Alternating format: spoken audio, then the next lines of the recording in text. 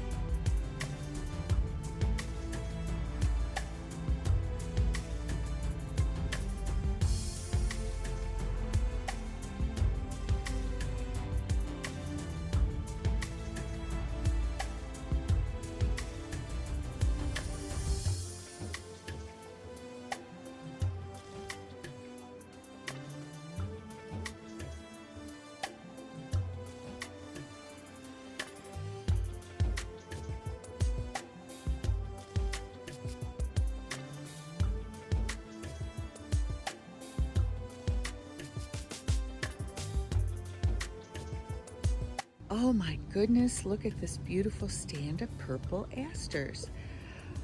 I just got this, just a piece of it from one of my gardening friends, and it has just spread into this space and filled it out so nicely.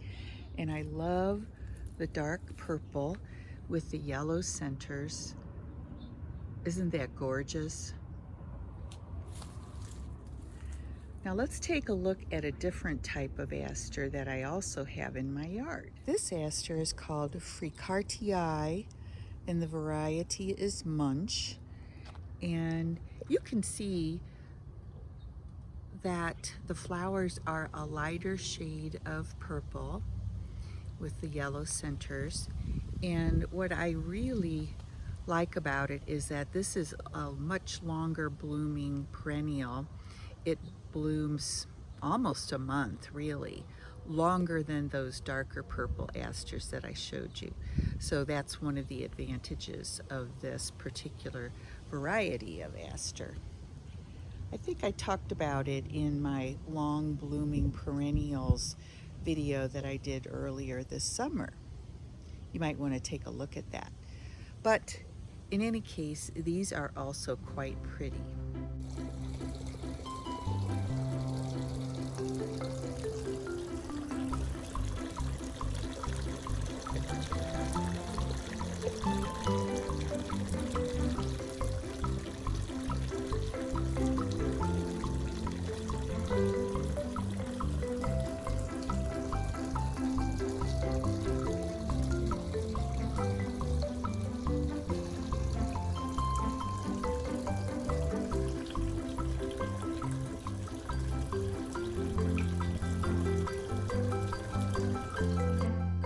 I would love to hear your comments today about my garden tour. What did you think about this end of summer selection of flowers that I showed? I really wanted to highlight them for you, like I said in the beginning of this video, so you can know that there are many things you can depend on for late summer color. And let me know down there in the comments which one was your favorite and which one might you add to your garden next summer. And lastly, guys, I would love to know if you are encouraged and inspired to work a little bit more on your garden next season. It is so fun for me to share my garden with you all, and I really hope you enjoyed it. And guys, I just want to say thank you so much for stopping by and joining me today. Bye for now.